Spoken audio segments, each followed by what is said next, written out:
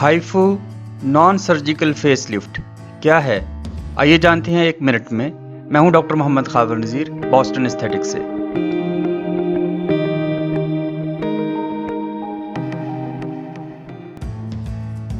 ہائفو high intensity focused ultrasound کی abbreviation ہے۔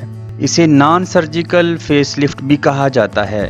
ہائفو نان آئونائزنگ یعنی غیر تابکار الٹراسونک ویوز کے ذریعے جلد کی اندرونی تہوں یا پرتوں کو ہیٹ انرجی پہنچا کر کولیجن کی پیداوار بڑھاتی ہے۔